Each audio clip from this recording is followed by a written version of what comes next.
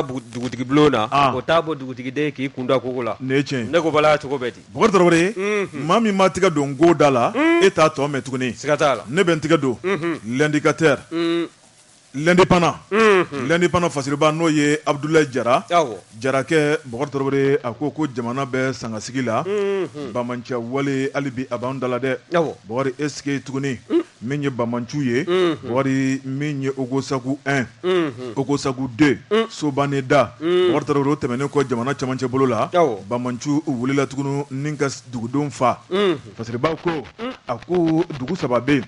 min ye Bamanciw ye u ye tɔɔrɔ jugu ta ni ka yen sɛgɛrɛ Bangasi marabolo kɔnɔ n'o ye Jalasagu Danweli Degesagu Bokari Tarawele min ye dɔngɔnɔdugu don i b'a ye k'a fɔ dugudenw sigilen u ma min u ma bɔn sibiri ka dugu jɛ kari la Bokari Tarawele min ye ni tile fila ye Bamanciw kɔni taara yen kɛ fɛlɛbɔyɔrɔ ye min ye Bamanci minnu don o de ye Masina Dangeleba n'o ye Yagda Agale Bokari Tarawele ale ni Bamanci jɛrɛjɛkulu wɛrɛ bɛ yen minnu kɔni bɛ Burukina bolo kan Bokari i b'a ye k'a fɔ ni jɛrɛjɛkulu fila Amadu Kufa ale ni Burukina Bamanciw u jɛra ni k'u bolo di ɲɔgɔn ma o tuma ni ka kɛ jamakulu kelen ye hakilina mun b'u la Bokari o tɛ dɔwɛrɛ ni ka Bilisa Ɲami don jamana fila ni ɲɔgɔn cɛ o y'u ka delilankɔrɔ ye parce que b'a ko n'u ye tiɲɛni kɛ Burukina u bɛ purukutu ka don jamana in kɔnɔ wa n'u y'a kɛ jamana in fana kɔnɔ u bɛ boli ka don Burukina a ko Burukina ala ma mɛn Bokari u ye maa 100 ni kɔ fana fa dugudenw na a ko malidenw sigilen min kɔni ye dugudenw ye dɔw bɛɛ ka forolataga la Bokari Tarawele cɛkɔrɔbaw ni musokɔrɔbaw sigilen bɛ sokɔnɔw la cɛkɔrɔbaw bɔ gɛlɛ kan u b'u ka baro la denmisɛnw bɛ tulonkɛ la Bamanciw de filɛ ka na suru kan Bokari u don dugu kɔnɔ min ye lakanabaw tɛ yen dugudenw kɔni sigilen bɛ u n'u ka baganw Bokari Tarawele u n'u ka maramafɛnw Bokari u sina ka na kɛ firin kan de n'i ye nɛgɛden mankan mɛn Bokari Tarawele cɛkɔrɔbaw ni musokɔrɔbaw o tuma bɛɛ lajɛlen kɔni i bolo da i kun ni ka kule taayɔrɔ bɛ min na o y'i kunda kan nka min ye Bamanciw ye jaw kɛn bɛ ka dugu lakori maa o maa n'i kunda yɔrɔ yɔrɔ kan i b'a sɔrɔ tasuma bɛ yen a ma ɲa min kɔ Bokari a kɛr'o ye parce que b'a ko a ko min ye jamana kɔni o y'a lakodɔn k'a yira k'a fɔ tɔɔrɔ jugu mun taara k'an ka jamanadenw sɛgɛrɛ maa 100 ani maa 32 k'olu de nin tora la nka min ye dala sumusumuni ye dɔw y'a yira k'a fɔ ko a ko in kɛra olu yɛrɛ ɲɛna kɛnɛkisɛjɛ kan ko maa min tora ko la a b'i jɔ maa 100 ani maa 90 dɔw yɛrɛ fana ko Bokari k'a ka ca ni nin bɛɛ ye parce que b'a ko tasuma donna sokɔnɔnaw la minɛnw k'o jeni bolofɛnw k'o tiɲɛ tasuma k'o don jigiɲɛ la baganw k'olu fa Bokari Tarawele fɛn o fɛn k'o de magoɲɛfɛn ye ni ka gɛlɛn ni fɛn bɛɛ lajɛlen o bɔra yɔrɔ min na Bokari Tarawele u ma tɛmɛ fɛn tɔw la parce que b'a ko a ko maa minnu ye nin kɛ Bokari u dafalen u ye nin tiɲɛni jugu kɛ tuma min na sibiri ni kari Bokari u y'u kɔ kɛ bɔ ye ni ka taa tu belebeleba dɔ bɛ Mali ni Burukina dancɛ la an ka jamana cɛmancɛ bolo la Bokari ko maa ninnu a na kɛ n'u dogolen bɛ yen min kɔni ye sɔrɔsiw ye sa olu taara ni ka taa mɔmɔli kɛ Bokari u ɲɛma da maa kan nka tiɲɛni kɛra minnu ɲɛna n'olu bɔra n'olu juguna n'olu bɛ labitani olu ko k'olu ɲɛ sera Bokari k'u ye maa caman ye u bɛ maa minnu dɔn sigida la u ye maa caman ye u ye maa minnu bugunatigɛ dɔn min ye Bamanciya wale in Bokari Tarawele ko maa caman taara ta k'olu sɛgɛrɛ k'u dɔnbakɔrɔw don ne ma nin kuma f'i ɲɛna yan ko in filɛ dɛ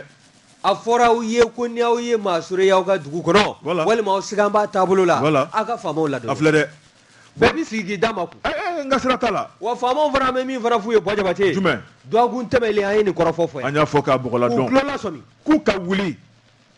wuli Bamanciw k'u bɛ k'a ye fɔrɛba n'o ye nin tuba kulen ye u bɛ k'a ye a fiyɛfiyɛ la an y'a kuma fɔ yan dɛ a kuma fɔ la dɛ Bokari Tarawele parce que b'a ko maa minnu ye jamana lakanabaw ye jamanadenw n'an bolominɛnw kɔlɔsili o ye olu ka baara ye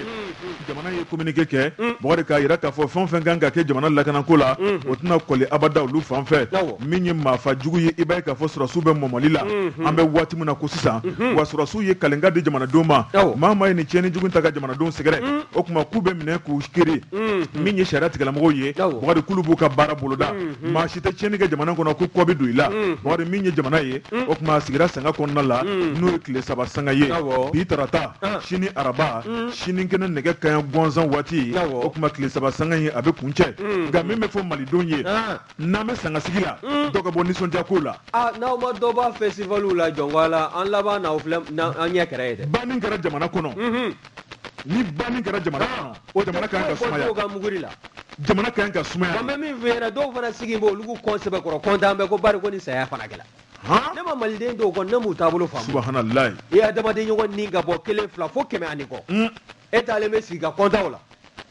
a juru bɛ bɛɛ la o ayiwa Bɔbɔ Tarawele sɛbɛnnikɛla n'o ye Abulaye Jara ye Abulaye Jara ko min ye Banɲagara Bangasi Koro marabolo Bakari ko ninnu bɛɛ lajɛlen y'u niyɔrɔ sɔrɔ ni Bamanciya la o tuma ko k'a fɔ jamana cɛmancɛ bolo ko Bamanciw k'u ɲaga de dalen bɛ bi ni sɔrɔsiw bɛ min kɛ u k'o boloda n'o tɛ ko hali bi Mali ma tila ban dɛ kunnafoni filɛ nin ye an ye min bɔ indépendant kɔnɔ Abulaye Jara ale ka sɛbɛnni don Abulaye Jara ka fara indépendant fasɛrɛli jɛkulu kan wajibata an b'u bɛɛ lajɛlen n'i ye n tɛgɛ don ni sɛbɛn bɛ bɔ sɛbɛn min k'a ma ko sɔrɔ de Bamako o don Laya Jara nin ye a ka fasiri ye Laya ko yalima nin Bamanciya wale min n'o tala ka Bandiagara région ni ka o sɛgɛrɛ ko yalima k'a tɛna kɛ sabu ye sɔrɔdasi minnu n'olu bɛ ɲɛmaya bulon ninnu jɔyɔrɔw la u ka se ka u gɛn ka bɔ yen k'u maa wɛrɛ bila u nɔ na wa maa dɔw bɛ minnu bɛ yen ni a sɛgɛsɛgɛliw y'a jira k'a fɔ u ma u jɛniyɔrɔ fin walima u m'u ka baara k'a ɲɛma ko yalima ko ɲagili man ka ta k'u sɛgɛrɛ wa min ye chef d'état major général de l'armée n'o ye Jarakɛ ye ka taa se a dugumamaw ma bɛɛ lajɛlen ko sɛgɛsɛgɛli ka ta k'u bɛɛ lajɛlen sɛgɛrɛ ko walima ko min ye kunnafoni ye ko kunnafoni sanuman de ma di u ma wa an kɔni b'a fɔ u ye ko duwakun tɛmɛlen ninnu an y'a tulo lasum an y'a fɔ yan dɛ an y'a f'u ye dɛ kojugu anw ta ye kuma la fɔ ye an mana min ye dɔrɔn an b'a fɔ an tɛ se kɛlɛ cogo la kosɛbɛ an tɛ se marifa ci cogo la nka kunnafoni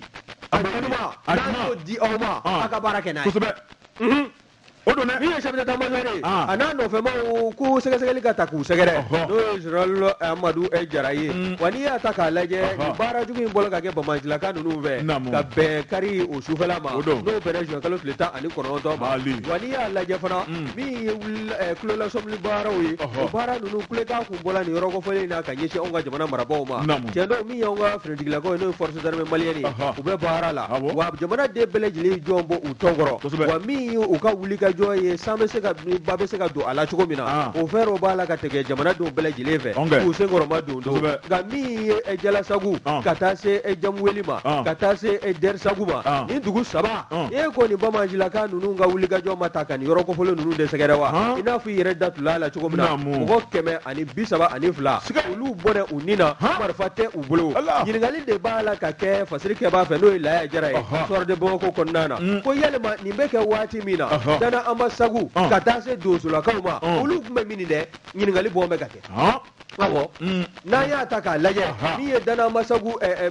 jɛkulu ye olu kɔni fana b'a la ka u sigi bɛ yɔrɔ minnu na an'u ka tɔn bolofara bɛ fan minnu fɛ jamana cɛmancɛ bolo ka taa kɔrɔnfɛla la e k'o t'a la k'o lakana ni ka o sabati wa ko nka ko nin ko in bɛ kɛ waati min na ko yalima k'u tun bɛ min dɛ wa min ye anw ka finitigilakaw ye ko yalima ko kunnafoni sanuman de ma di u ma wa min ye service de renseignement ye k'a ko k'a ka lajɛ diɲɛma jɔlen na bawo nin taabolo min filɛ nin ka to ka maaninfin fa 100 fo 100 sigiyɔrɔma caman ko ni dansigi ma kɛ a la laban jamana a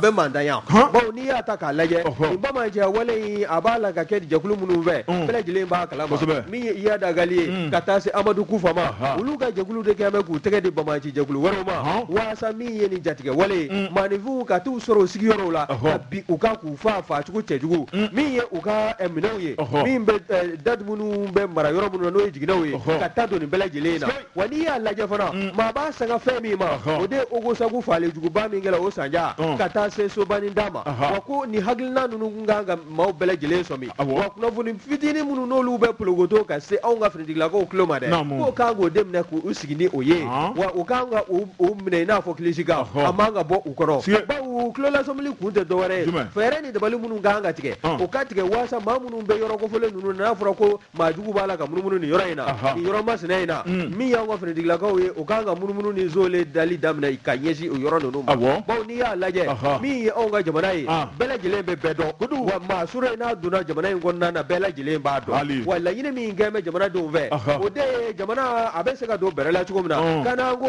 o bɛ se ka yanga cogo min na jamana seleke naani kɔnɔna na nka a tɛ taa kunnafoni sanuman dili kɔ wa maa minnu bɛ n'u fɔ a la kunnafoni minnu bɛ ni Laya Jara m'o sɛbɛn a jirala de k'a fɔ ko olu kɔni de kɛla sababu ye ko ka kunnafoni dɔw ta k'o di anw ka finitigilakaw ma o de nana ni nin fali banbali ye maa 132 olu ni kɛnɛ karaba sɔgɔmada ni kelen nin ye sɛbɛn min n'an y'a sama ka bɔ histoire de Bamako kɔnɔna na Laya Jara a ka fasiri don Bɔbɔ Tarawele hali bi bɛ ko min na o ma ban histoire de Bamako fasiriba n'o ye Umaru Ongoyiba Baru kolontigi a ko Bakari kunu terimaw bi olu bɛ fɛ ka fili ɲɔgɔn ka tiɲɛ ma a ko an ka taa CNT kɔnɔna la Bɔbɔ Tarawele min ye juwakun tɛmɛnen ye CNT ale kɔnɔ min ye jamana gouvernement ɲɛma Dr Choguel Kokala Maïga ngania mun bɔra ka di wasadenw ma Bokar Tarawele ni ka kuma organini ko kan ni ka kuma Mali kalafiliko labɛn cogoya kan Bokar Tarawele k'u filila ɲɔgɔn ka tiɲɛ mɔ dɛ sabu Dr Choguel Kokala Maïga ale tun hamina ko ye fɛn mun ye Bokar Tarawele min ye conseil ye k'u y'u kɔ don o la ni kana n'u yɛrɛ ka hakilina ye parce que b'a ko nin kɔni kɛra samasamani belebeleba ye Bokar Tarawele jamana bɛ kundama na bi a ko tiɲɛ don bɛɛ jɛ fanga n'o ye démocratie ye Bokar Tarawele bɛɛ lajɛlen tɛ se ka bɛn kelen ma nka min ye jamana ka nafa jamana ka tɔnɔ Bokar Tarawele ko jamakulu fangirima de kan k'o lajɛ ɲɛda ko kana lajɛ maa ko kana kɛ Bokar Tarawele ko kuma ko de jamana in taabolo ye kabini kunun n'o ye Mali kɔrɔ ye Mali kɔrɔ kɔnɔna la a ko an ka hakili lajigi fɛn dɔ la dialogue national inclusif n'o ye Ibrahim Boubacar Keita ale tile Bokar Tarawele o denni baara min kɛra jamanadenw de y'u sigi o kɛnɛ in kan o kuma min ye organe unique de gestion ye Bokar Tarawele ko k'o sigi janko samasamani ka bɔ kalafili la ni kalafili kuma cayara Bokar Tarawele ko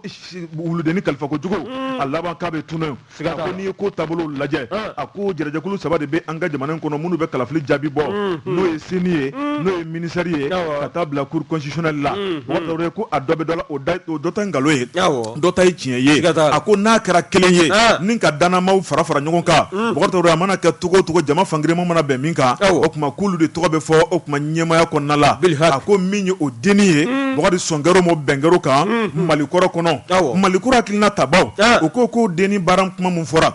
olu bɛ n'o de waleya o de waleya kuma min ye Dr Choguel Kokala Maïga a wulila k'i sɔnni sigi n'o ye yaasa baara bɛ se ka jɔ joona hali ni dɔw ko min kɔni an ka jamana k'a mago tɛ sariya yɛlɛma la min ye dɔw ye n'o ye jamana sariya dɔnbaw ye u ko Mali kɔni mago tɛ organe unique la Bokar Tarawele ko n'an dun man cogo dɔn a bɛ se ka na ni gɛlɛya belebeleba ye o tuma e ma président de la commission loi min bɛ CNT kɔnɔna na Solomani Den e m'a ka kɔrɔfɔ mɛn jabaranin kan wa n y'a ye a ko min ye ni organe unique de gestion des élections ye a sigi kun tɛ dɔwɛrɛ dɛ 2018 jamana in bɛna dingɛ min kɔnɔna na n'an fɔna ɲɔgɔn kɔ n'o taara wolo Elhaji Ibrahim Boubacar Keita ka fanga cɛli la ka taa se assemblée jɛnni ma ka jamana fɛn ninnu caman kari o de ka dabila organe unique de gestion in a bɛna kɛ sabu ye ka nin bɛɛ lajɛlen ni kalafili kɔni kɛla ni jaabi bɔla ka ban baara banna wa o tɛ ale ka hakilila ya Bokar dɔw fana ko Mali sariya dɔnba caman fana ko n'a kɛra ko ye Mali fana bilatɔla ye tasuma kisɛ de cɛ la tasuma cogo di o kuma i kulo t'o kumaw da di cogo di Maître Kassim Tapo maa bɛ sariya dɔn ka bɔ i kulo t'u ka kuma la a ma fɔ ye ko maanifin bɛ to i dɔnko la wa Bokar Tarawele maa minnu bɛ n'u ye jamana sariya dɔnbabaw ye Bokar u caman de bɛ k'u kanto bi ko Mali ka ɲi ka nin kuru de ka nin da kɛrɛfɛ ko jamana in mago tɛ nin na bi o de an bɛ tɛmɛ ni sɛbɛn kuma ye min ye baro kolontigɛ ye Umaru Ongoyiba a ko min kɔni ye M5RP bɛɛ lajɛlen b'a dɔn k'a fɔ olu de wulila ni k'u bolo di ɲɔgɔn ma Ibrahim Boubacar Keita ka fanga ka dafiri min ye M5 ye cɛba minnu tun b'a kunna Bokar Tarawele u ka ca kosɛbɛ politiki manganaw dɔn min ye Dr Choguel Kokala Maïga Bokar Tarawele ale kun y'u ka comité stratégie o ɲɛmaaba ye a ko ale de jamana ministre bi min ye Choguel a nɔfɛmaw olu y'a jira k'a fɔ Choguel ka hakilina kun ye min ye n'o taara CNT wasadenw ɲɛkɔrɔ Bokar Tarawele ni wasadenw y'u kɔ don la ni k'a yɛlɛma ka k'u ta ye Bokar Tarawele o kuma k'ulu bɛ min fɔ colonel Assimi Goïta ye k'a kana sɔn abada k'a tigɛ nɔ bila cogo di ko sabu olu bɛ maa min kɔ n'o ye Choguel ye Choguel ka hakilina kun ye min ye ni CNT députés y'o yɛlɛma ko Assimi kana tigɛ nɔ bila o tuma u t'a la ka baara kɛ ɲɔgɔn fɛ wa kɛlɛ de bɛ bi e tɛ ka min dɔn bi ko tɛ tugun wa Bokar kɛlɛ min bɛ bi yan subhanallah an ka dugawu kɛ kɛlɛ jugu de bɛ bi sanfɛ wa u kana to fangakɔrɔ mɔgɔw ka yɛlɛw ma dɛ yɛlɛ ko fila ayiwa Bokar Tarawele sɛbɛnnikɛla ko CNT mɔgɔw bɛ a fɛ n yɛrɛ ko CNT astafurulayi min ye M5 mɔgɔw ye u bɛ ɲinɛ min kɔ dɛ ni sɔrɔdasi ninnu tɛ olu tun b'u siden ba ka taama yan mɔgɔ Elhaji Ibrahim Boubacar Keita a ka fanga tun tɛ caya an k'o fɔ ɲɔgɔn ɲɛna o don dɛ Bokar Tarawele sɛbɛnnikɛla n'o ye baro kolontigɛ a ko min kɔni ye Choguel ka hakilinaw bilalen kɛrɛfɛ n'a kɛra samasamali ye Bokar Tarawele n'a kɛra dɔgɔyama ye maa caman yɛrɛ kɔni dafa kuma dɔw la Bokar minnu man ɲi ka fɔ a kɛra bɛɛ lajɛlen ɲɛna CNT député bulon kɔnɔ Bokar Tarawele k'a jira k'a fɔ o kuma k'u tɛ maa ɲɛdalajɛ ko Mali ko de don Bakari k'u ka sira tɛ maa la Bakari Traoré ni ka premier ministre k'a la fu k'a yira k'a fɔ ko min bɛ taa malidenw ka nafa ni tɔnɔ kɔnɔ dɛ o kuma k'u b'a kɛ n'o de ye wa Bakari u y'a kɛ n'o de ye dɛ Fasiriba ko o kuma min kɔni ye jamanakuntigi ye kuma laban ye ale de ye ale de bɛna tigɛ nɔ bila min kɔni kuma mun kɛra CNT député fɛ Bakari Traoré ni jamanakuntigi ko a jɛna n'a ye organe unique ko la Mali kalafili kura nata ko la Bakari Traoré min kɔni o sɛbɛn kɔni a na jɛnsɛn jamana fantan naani bɛɛ lajɛlen kɔnɔ nka ni jamanakuntigi ko k'a ma jɛn n'a ye segin bɛ k'a kan tuguni cogo di o awaji min tɛ ban wa tuma bɛ session jamana baara tɛ de a fɔ jamana an ma caman kɛ nin na Bakari Traoré sɛbɛnnikɛla ko a ko min ye CEDEAO ɲɛmɔgɔ kan ka na an ka jamana in kɔnɔ tile 2 in na a ko jamana bɛ mankan na jamana in n'o mankan diɲɛ ma sigi bɛ k'a lajɛ an ka jamana dulonna k'an dɛsɛra ni ka chronogramme de ye Bakari Traoré min y'o chronogramme kan ka di ni hakilina mun ye ni jamanadenw yɛrɛ dɛsɛra ka bɛn kelen ma a ko jugu kɔni bɛna yɛlɛ an na dɛ a ko n'an m'an cogo dɔn ko fɛn bɛ yɛlɛ Mali la ɲin tɛ fɛn mun da bari caman de b'a la olu ta tɛ Mali ko ye kojugu an b'o fɔ ɲɔgɔn ye dɛ o dɔn dɛ bɛɛ b'i ka nafa kama bɛɛ kule la u ta tɛ Mali ko ye bɛɛ b'i ka nafa kama bɛɛ bɛ ka birifini de sama k'i yɛrɛ datugu Bakari Traoré sɛbɛnnikɛla ko a ko min kɔni ye nin ɲɔgɔn sama ye ko kun t'a la tiɲɛ don min kɔni ye bɛɛjɛ fanga ye a bɛ tali k'o kɔnɔna la o tuma min kɔni ye Mali bɛ transition min kɔnɔ bi a man kan abada an ka tila ka dɔ fara ko ka fara ni gɛlɛya in kan an bɛ gɛlɛya min kɔnɔ ko bɛ malidenw bɔ bi kunnafoni filɛ nin ye an ye min bɔ Soir de Bamako kɔnɔ Umaru Ongoyiba ale ka sɛbɛnni don Umaru Ongoyiba ka fara Soir de Bamako fasilijɛkulu kan wajiba t'an b'u bɛɛ lajɛlen fo ni ye n tɛgɛ don ni sɛbɛn bɛ bɔ sɛbɛn min n'o k'a ma ko le pouce o don le pouce nin ye fasilijɛkulu nin ye o ka fasiri ye o ko cogo di i da t'u la loi électorale ko kuma min na dɛ kalaw kan ka ta ni sariya taabolo min ye n'a bɛ wele ko loi électorale ko a kura min n'o ta la a kɛn tɛ kɔlɔlɔ ye wa nka fɛn dɔ kɔni bɛ a kɔnɔna na ɲɛfɔli ta la ni ka o taabolo ni ka o sɛgɛrɛ a ko min ye loi électorale kura ye talen ye anw ka CNT wasadenw fɛ u y'a jira k'a fɔ maa o maa bɛ yen k'e bɛ transition in kɔnɔna na k'i b'a fɛ k'i kanna bɔ ka jamanakuntigiya ɲini n'a sɔrɔ i ye finitigilaka ye sorodasi fara polisi kan gendarme fara sapeur pompier ni garde nationale kan ko i fori ka bɔ finiw kɔrɔ ka retraite ɲini wa kalo 4 yanni kalata waati cɛ nka ko n'i y'a ta k'a lajɛ min ye sariya bolo ye a kɔni a tun bɛ anw ka jamana kalata sɛbɛn a tun bɛ o taabolo kɔrɔw kɔnɔna na min ye a sariya cɛtigɛden min bɛ yen n'o ye article 155 ye o kɔni tun b'a jira k'a fɔ sorodasi n'i b'a fɛ k'i kan bɔ jamanakuntigiya ɲinili fɛ ko e kan ka retraite ɲini ka i bɔ faamaya finiw na n'o ye tiɲɛni ye ka i sigi kɛrɛfɛ kalo 6 o ka k'a dɔgɔmani ye nka loi électorale kura in bɛna min maana o kɔni o ye kalo 2 tigɛ ka bɔ a la ko kalo 4 maa min kɔni bɛ yen ni jamanakuntigiya ɲinili ŋaniya b'i la a hami b'i la e b'a fɛ ka kɛ jamanakuntigi ye ka kɛ président de la république ye n'i ye finitigilaka ye i bɛ retraite ɲini kalo 4 yanni a waati cɛ ka o bɛɛ lajɛlen k'a fɔ k'a lajɛya bɛɛ lajɛlen ye maa o maa bɛ yen k'i bɛ transition in kɔnɔna na n'i ye finitigi ye n'i b'a fɛ ka jamanakuntigiya ɲini i n'a fɔ colonel Assimi Goïta n'a b'a fɛ misali don n b'a fɔ ka misali don Malien bɛ se kuma na dɛ n'a nege b'a la misali n'a nege b'a la n'a b'a fɛ ka kɛ président de la république ye kalataw min ye cɛmancɛrɔ fanga ye n'o banna kalataw juru la o jaabiw ka bɔ a ka fɔ k'a kɛra président ye n'o ŋaniya kɔni bɛ a kɔrɔ k'a b'i fori ka bɔ fini na a bɛ kalo 4 de kɛ yanni a don cɛ kalata don cɛ awɔ sariya kura in b'o jira n'o ye nouvelle loi électorale ye o min kɔni n'a tɛgɛ kɔrɔta baaraw bɛɛ lajɛlen kɛla centre international de conférence de Bamako kɔnɔna na o min kɛn bɛ an ka assemblée o nɔrɔbila ye n'a ma ɲɛ k'a fɔ assemblée dɔ in ci la M5 mɔgɔw ka taama fɛ ka vitre bɛɛ lajɛlen kari ka tasuma don a la k'a ɲini k'a bila Mali o assemblée ko o filenkolonjila k'o da kolonci Mali ka di M5 ka taama fɛ wa nafolomugu de bɛna fara ɲɔgɔn kan fana ka t'o yɔrɔ in dilan kura ye foyi ma b'o la bilen an bɛ kule la ko wari tɛ yen dumuni tɛ yen Mali ka di an ka sabali Mali ka di nin sariya in kɔni taabolo ye nin ye min kɔni ni a tɛgɛ kɔrɔta baaraw bɛɛ lajɛlen i n'a fɔ n da tun b'a la cogo min na a kɛla an ka CNT wasadenw fɛ an ka wasabulon kɔnɔna na wa nin kɔni b'a jira k'a fɔ ni finitigilaka ne b'a fɛ ka kɛ jamanakuntigiya ne b'a fɛ k'o ɲini e ka retraite ɲini n'o ye ka i ka jɔyɔrɔ k'o bila pewu ka fini bɔ k'o da kɛrɛfɛ kalo 4 yanni kalata don cɛ nin ko sɛbɛn min n'an y'a sama ka bɔ le pouce kɔnɔna na fasilijɛkulu ka wuli ka jɔ Jeka pub k'a feerefɛnw lakodɔn nɛgɛ kanɲɛ 12 sera Bamako k'a fɔ jiginɛw ka bonyamasegin bɛ aw ye se o ko tɛ jo tɛ maa ni dugumɛnɛ cɛ sigiyɔrɔ furan ka jɛ ko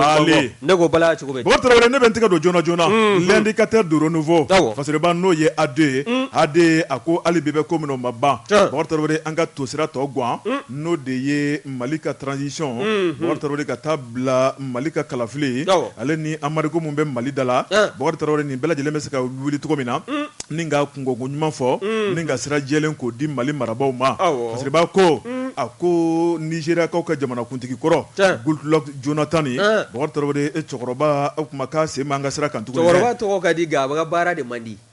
a bɛna nɔ bɔ a bɛna nɔ bɔ cɛkɔrɔba nanzarakan na anglais na anglais Goodluck kɔni o ye bonne chance ye o ye Bɔkari nka a ta in ma kɛ bonne chance nka maakɔrɔba ale de bɛ fɛn finman jeninen dɔn siga t'o kuma in fana na o Bɔkari Tarawele sɛbɛnnikɛla n'o ye AD AD ko gansan tɛ u ye cɛkɔrɔba sugandi ni k'a kɛ sira taamaba ye ni k'a kɛ an cɛ kalaba ye an ka bɛnko la sabu furukufuruku mun b'an ni ɲɔgɔn cɛ Bɔkari Tarawele o ka se ka wuli ka bɔ yen Mali datuguli mun b'an ɲɛ da ka yɛlɛ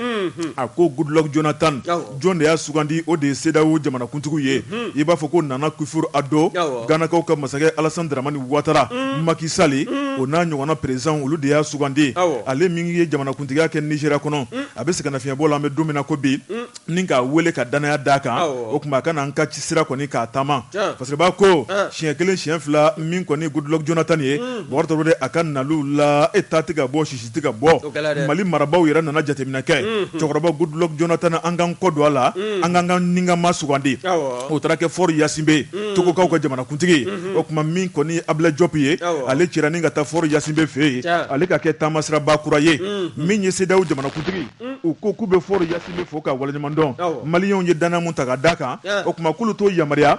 olu t'o dɔn olu bɛ min dɔn o de ye Nigeria masakɛ kura ye n'o ye Goodluck Jonathan ye ko bolo min ye si don mɔgɔ la k'o bolo kelen de b'a bɔ n'o si yɛrɛ t'a la ka mɔ dun ko Fort Yasinbe k'a ka hakɛ to a k'i sen bɔ nin ko la k'o tuma ko Goodluck Jonathan k'o de ye nin ko in daminɛ o de b'a kalasira dɔn cɛkɔrɔba ka suma a ka suma de nka non si fɔra ko maakɔrɔ de bɛ fɛn finman jɛlen dɔn Bɔkari cɛkɔrɔba ka suma non si fana bɛ yen a taama sen ka suma nka a sen tɛ tu dɛ o fana bɛ yen dɛ Bɔkari Tarawele sɛbɛnnikɛla n'o ye AD a ko min ye Goodluck Jonathan u y'a ta tuguni hali ni an y'a la maloya sabu an kɛlen k'an pan kunna o ye maloya belebeleba ye Bɔkari Tarawele sabu an y'a kɛ maa ye maa min tɛna se ka ko dilan nka min ye CEDEAO ɲɛmaaw ye u ko k'olu ka danaya de b'a kan k'o bɛ nin ko in dilan dɛ Bɔkari k'a bɛ na an ka jamana in kɔnɔ tuguni min ye kalo tile 23 a tile 24 o tile 2 tuguni n'o ye alamisa ni juma ye Bɔkari Tarawele a bɛ na an ka jamana in kɔnɔ tuguni ni ka na kuma min ye an ka jamana chronogramme kalafili ko Bɔkari min ye an ka jamana sariya ko ye an ka jamana bɛ dabolo jumɛn kɔnɔ bi lakana sira kɔnɔ an ka jamana bɛ dabolo jumɛn kɔnɔ an ni an terilakaw cɛ Bɔkari Tarawele transition bɛ se ka kuncɛko ɲuman sɔrɔ cogo min na Goodluck Jonathan a bɛna ɲininkali kɛ n'o tɛ o kun bala an bɛ transition durée min na o kɔni ɲɛfɔliw ye ka ban o ɲɛfɔra 24 mois an ye min fɔ a n'olu fana ko min an ka tiɲɛ fɔ ɲɔgɔn ye kelen tɛ fɔlɔ dɛ Bɔ Jabate mɛ min fana f'i ye bɛɛ de b'i ka bana cogoya dɔn wa a kan ka furakɛ cogo min na e de b'o fura di cogo dɔ banabaatɔ o fana tiɲɛ Bɔkari Tarawele Goodluck Jonathan n'a nana Mali ɲɛmaaw an ye sariya mun ta an yɛrɛ ni ka degré bɔ n'o ye san 2 ye Bɔkari Tarawele fo 2024 o tuma min ye transition a bɛ kuncɛ ka bɛn n'o ye o bɛna ta ni ka lase Goodluck Jonathan ma min ye Goodluck Jonathan ale ye ciden ye ale fana bɛ commencer ka n'o kuma ye n'o bɛnna u ma Bɔkari Tarawele min kɔni ye kalo kura tile 3 ye u bɛna lajɛ belebeleba bolo da Accra Ghana jamana kɔnɔ Bɔkari min kɔni ye Mali ka Amadu o na wuli nka n'o ma bɛn u ma hali bi ko hali bi bɛ yen dɛ o tuma an ka dugawu kɛ an ka san 2 an ka dugawu kɛ a ka bɛn u ma an ka dugawu kɛ u ka jɛn n'a ye an ka dugawu kɛ u ka hinɛ maliyɛnw na an ka tɔɔrɔ jugu mun b'an kan yaasa an ka se ka seliba kɛ lafiya la o ma seli joli tɛmɛna embargo in kɔnɔna na o kɛra gɛlɛya kɔnɔ nka an ma sa nka tɔɔrɔ b'an kan Bɔkari tɔɔrɔ b'an kan dɛ fɛn bɛ se ka tɔɔrɔ b'an kan an ka Ala deli ka bɔ an kan an ma sa min ɲɛna bi maliyɛn bɛɛ k'a dɔn sisan ni embargo wulila aw hakili la ko Mali bɛna kɛ down min ye o fana tɛ dɛ maliyɛn bɛɛ k'o fana dɔn k'o bila dɛ an ye min kɛ gɛlɛya min bɛ diɲɛ kɔnɔ bɛɛ b'a kalama yanni embargo kana gɛlɛya tun bɛ diɲɛ kɔnɔ gɛlɛya bɛ Mali kɔnɔ embargo kɔni nana dɔ de fara a kan nka ni embargo wulila k'a fɔ ko malidenw de bɛ segin o cogoya kɔrɔ ma o tɛ yen dɛ Choguel ka kuma nafolo tɛ bolo la balo tɛ bolo la wa diɲɛ ɲaaminen don Bakari Choguel ka Malikura jɛmukan Choguel ko hali ni maa min sen tora ko Amariko ni maa min kunkolo y'a dimi ko Amariko i n'a fɔ ko Amariko de kɛlen bɛ an ka bana bɛɛ ye a bɛna wuli mais min fɔ Mali n'a wulila n'an bɛ baara kɛ an ka baara kɛ mamuguba ye an k'o dabila dɔ kɛr'o la sa Bakari Tarawele min kɔni ye Goodluck Jonathan ye Bakari an bɛ dugawu de kɛ sa a bɛna ale taama sira min na tuguni Bakari Ala ka bɛnkɛ ko la yaasa embargo jugu min bɛ Mali kan Bakari Tarawele n'a wulila diɲɛ ka gɛlɛn cogo cogo a bɛna ni fiɲɛbɔ da ye ne kɔni hakili la Buwa Jabate ni cɛkɔrɔba nana min ye transition jiré ko ye an ka bɔ étape quoi an ka étape wɛrɛw lajɛ a nakun jɔnjɔn yɛrɛ tɔw de bɛ far'o kan o de ye priorité ye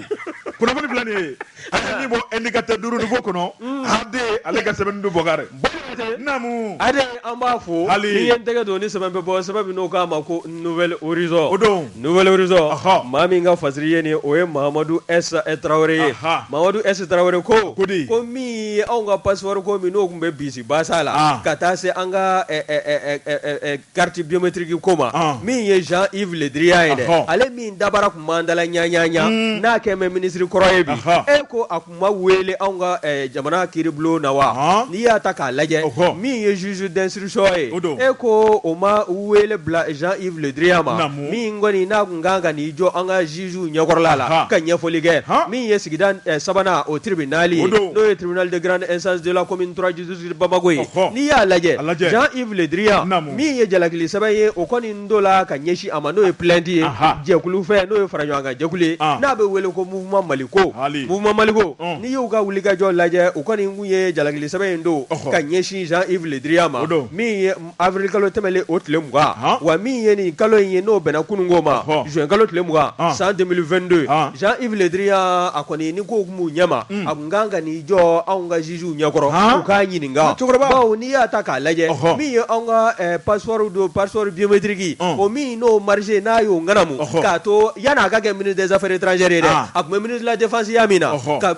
Ala ka hinɛ El Hadji Ibrahim Boubacar Keita la k'o to jamanakuntigiya la a kɔni a y'o tɛgɛ tunɔ min ka marché kɔni minɛ n'o ye sugubulon ye n'o ye passeport biométrique ka o dilali sugubulon k'o ta k'o di jɛkulu dɔ ma jɛkulu min n'a bɛ wele ko ouverture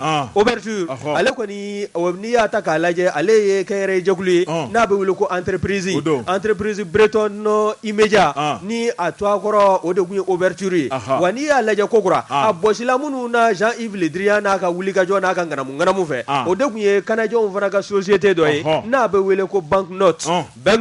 olu de tun b'a la k'anw ka passeport biométrique ni k'o dilan nka Jean-Yves Le Drian ala ni wari ka di cɛkɔrɔba ye ala ni ŋanamu da kelen o ka di a ye e ko a ma passeport a y'a sugu bolo ni k'a daraki ka bɔ kanajɛnw ka nin société bolo ni ka di a yɛrɛ ɲɛnɛ société ma n'o ye société ni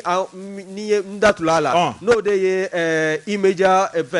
Breton Immédiat ye entreprise Breton Immédiat a y'a minɛ k'a di olu de ma a sugubulon a kɔni a ma kɔlɔkɔlɔ da anw ka nafolo kan k'a nafolomugu k'a minɛ k'a dun cogo min ka d'a ye a n'a denkɛ bawo n'i y'a lajɛ denkɛ in o de tun b'a la ka nin passeport biométrique ko in ni ka se k'a ko bɛɛ lajɛlen ni k'a lajɛ société in nɔfɛ société in fana bɛ tɔrɔmɔɲɔ minnu sɔrɔ o tɔrɔmɔɲɔ o bɛ tila Jean-Yves Le Drian n'a denkɛ ani société yɛrɛ ɲɛmaaya bulon ni ɲɔgɔn cɛ wa min ye anw ka jamana ye e ko dadigi ma kɛ anw ka wagande a nafolo la wa Jean-Yves Le Drian sugubulon kɔni sɔrɔla ka ban min ye passeport biométrique ye hali ni maliyɛnw m'a sɔrɔ sa aw ma ko den bɛ fɛrɛ ka sa min ye Jean-Yves Le Drian ye ale ka sugubulon sɔrɔlen kɔ a n'a ka nafolo sɔrɔlen kɔ a m'i kɔfilɛ anw na tugun koyi a ko k'an ka ko b'an yɛrɛ bolo n'i y'a lajɛ min ye Jean-Yves Le Drian wa Bakari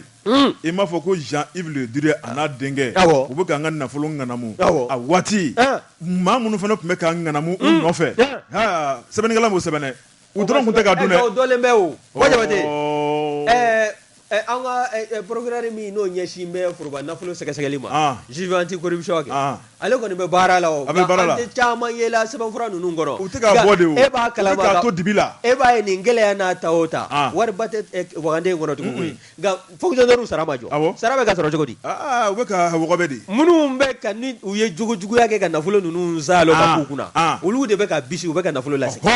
u k'a bɛɛ wɔgɔbɛ an ka forobaca fonctionnaire dɛ olu de b'a la ka sara u k'a bɛɛ wɔgɔbɛ ka b'u bolo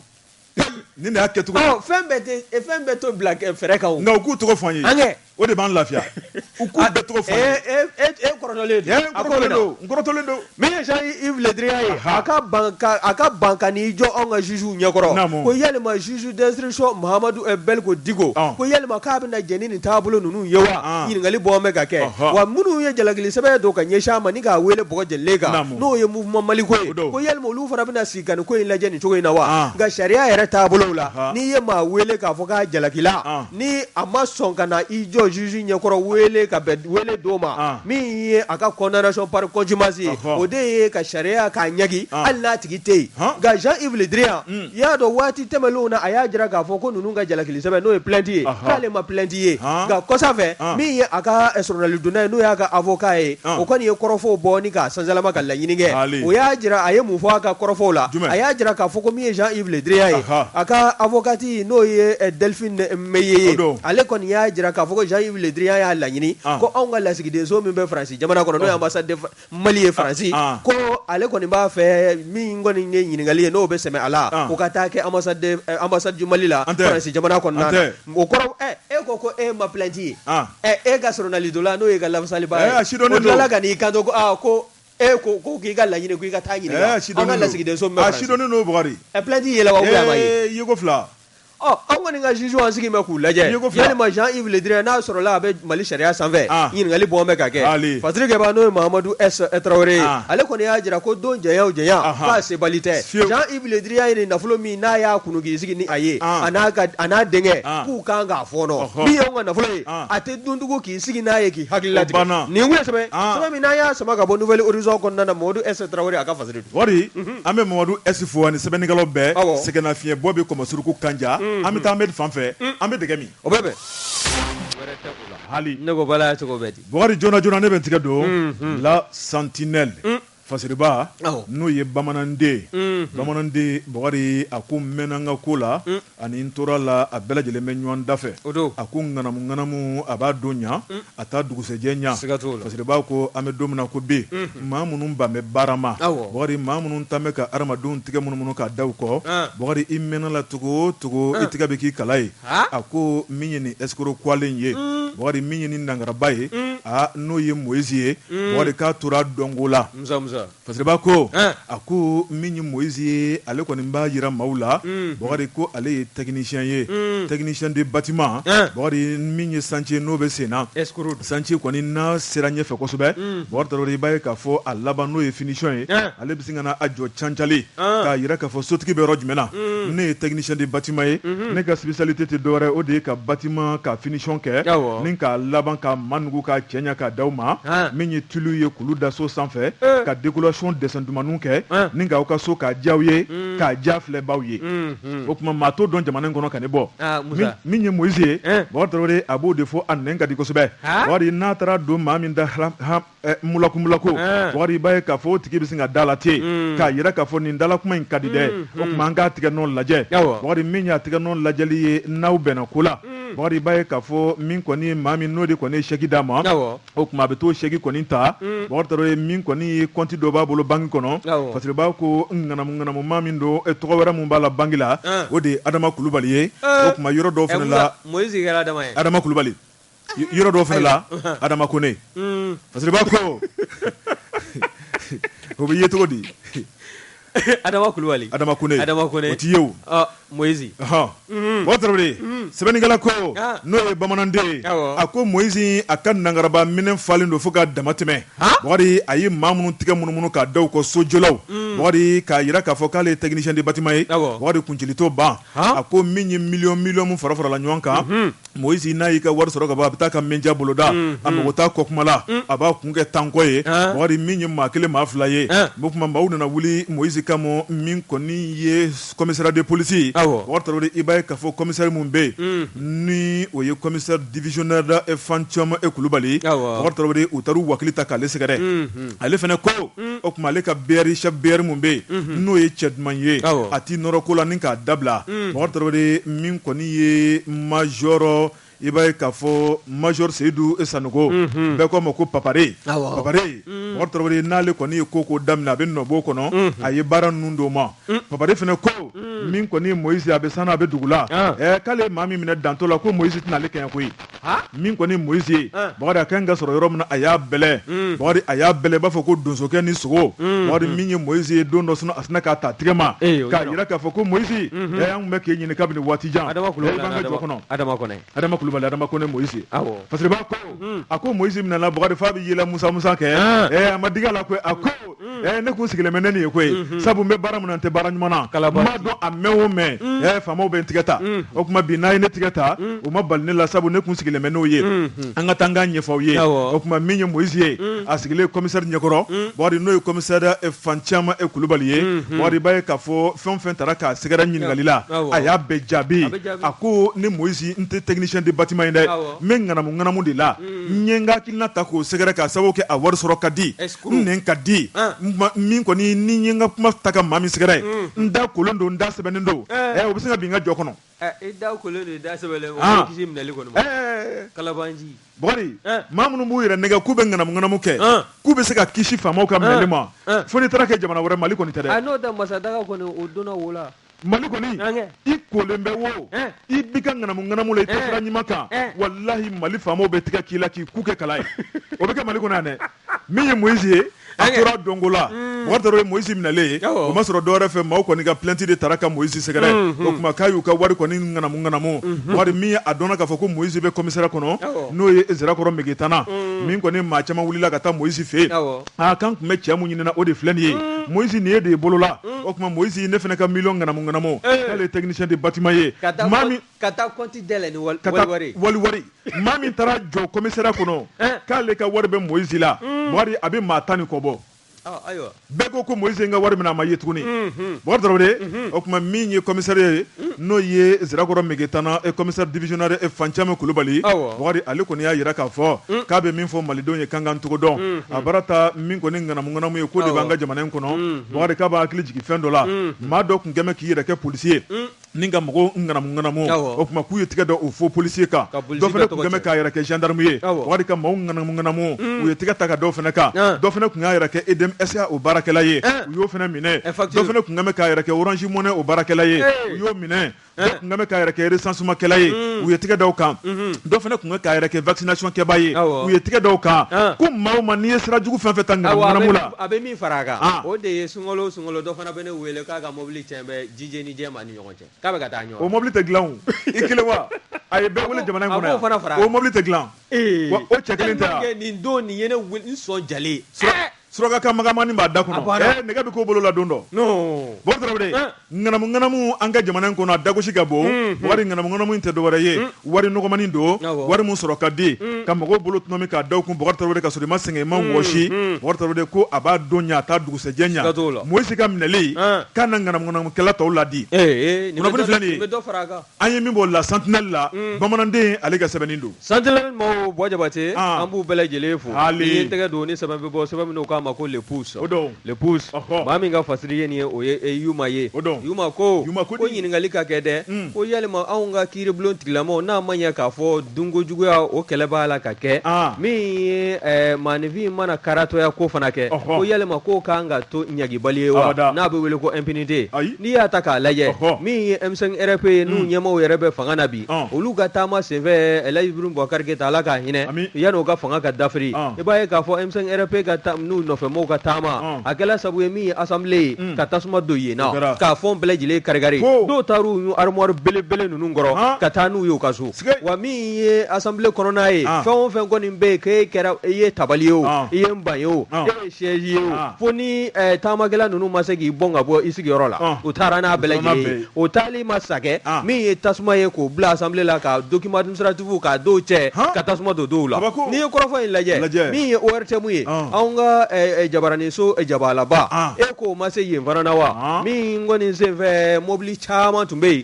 munu ya baragalo yera ka mobilu ye ani moto do suena do tala ka tanu ye do yera fana tasma dununa ku jeni ku foku ba nyingali bala ka ke yuma ye nyingali ke le pousse konnana ko yelma ko nin ko imena to nyagili baliyewa na manya ka fo adoni ngama emsen rp ay kule ka bo ka fo mi ye jamana ka tabulo kenta kuja o kero ga tama ku ye tama se ve fana de gusela mamunu ma no assemblée nationale ka ta se ORT muna bâtiment public waroma ko yelma ko fana onato nyagili baliya la wa ngali bo me ka ke mi anga kiri tiglamo ye alna sorolo be wuli ka jola wuli ka joyi ku ka dofara aka ani chesri ko bawu kiri tiga ko nyuma jamana kono abe jamana declina bele jile lafiya wa ba to anga danaya abe jidi ka nyeshi anga kiri tiglamo ma ko wa ko ni tabulo mi vlani ye mi ORT munni assemblée nationale o bâtiment kata se fe munu jenna kono fe munu jenna fete Bamako be ali sini quartier Mali fete ni ha fete Bamako be ni police ma joy domina ameme wa ameme yogon neni nay ha wa mamunu ya ka donga modor dira mamunu fe u be nyeda yeraw aywa u be donendo nyeda yela munu ya bla munu yu bla la utewa ado te fangana biyo abo be ame mi fo boje wote nyingali ke me yuma fe le pusu konnana nunu ngela sabuye ka assemblée konnana ni ka tasuma do ala ka ORT mu ka tasuma mene abuluma fauna ka yoro chaman kari ko yele maka nyagili ka bina dansra la wa ko ni nyagili na make abeke sabuye ma chaman be yi olu ka sega ni haglina invanata wati ni do na tawla ka nyeshi anga jamana ka yoro ma yoro munu yoro salu wani ko in laje doni kama kule ka bole go emsen RPP ibaye ka fo elej brum bokar ke taga fanga dafrile u yere nale fanga na ibaye o yefa mi la yini folo o de ko adoni kama classe ba kono marfa mi nchila mamunu ni tolala ko ko lugu de dommage na folo mugu kadi uma mi ye tamanjara fanga nyamo yo lu bela jele fana sona uma ko ga ko mi ORT munni assemblée nationale ka fara yoro ka olu munu nga bolo muno nchena du olu ka ko bena ke tugodi ini ngale bo meka ni ngi sebe mi na ya sama ka bo le pousse e konna na yuma ale ka fazridu bo trawre ame yuma fo ani sebenigalo bela jele bo trawre sebeni mi fasiri la ninga dama na bora nyema sula ni yo minen shanile bo trawre ni baradum bana dore tambolo de wala nyumon doye bo trawre ka sema angal lame bawla lame ba chema fara lame ba musomaka sabu ni ya mi nyono ngongo nduru malante intron flabe dukuma ni go ko arajo iba fo ka lame baw ni go ko arajo iba fo ko mamunu be majon blaka bo trawre ba fo ko la ka bela jele ka suku ken tamantama o kuma min ye foli ye wari waati ani waati an bɛ to k'an sɔnni sigi o kɛrɛnkɛrɛnnen kan o b'a ko ja dangoroba in an b'a fɔ ka waleɲuman dɔn Bakari de kan un kɔnɔna la n'o ye chef escadron Lassina Tamba Keita commandant groupement territorial de gendarmerie de Bamako o kuma n'a filɛ kan un kuru kɔnɔna la Bakari an b'a fɔ Bamako gendarmerie fɛn fɛn bɛ Bamako ani Bamako dafɛ dugu commune bɛɛ a bɛɛ ɲɛmaaba de ye ale ye Bakari de seliba in ɲɛkɔrɔ a ka cɛdenw minnu bɛ fini na minnu bɛ civil kɔnɔna la Bakari de u cɛricɛri ne bɛ jamana in fan bɛɛ lajɛlen kɔnɔ nin waati la saga zone ba zone misi zone moto zone Bakari de maa o maa k'e de ban bɛ sɛbɛn ma k'a kɛ sonyɛni ye o tuma i bɛ taa ka cɛdenw jɔlen sɔrɔ ɲɛ i n'u tɛ kisi abada Bakari de ni an bɔra yen an bɛ Elhadji Mohamed Sako n'ale ye PDG Sako Holding ɲɛmaaba min ye hinɛ ni makari ye a filɛ nin ye 15 ans bugo o tuma ɲumanya baara caman de bolodalen b'a fɛ o tuma min ye a ka jɛrɛjɛkulu ye Bakari de su fara tile kan a ka cɛdenw an b'u fo k'u waleɲuman dɔn n'o ye Ousmane Kone député Bois Camara n'o y'a ka conseiller principal ye dangoroba in an b'a fɔ n'o ye 3 ciseaux d'or le maestro grand Diawusu Badala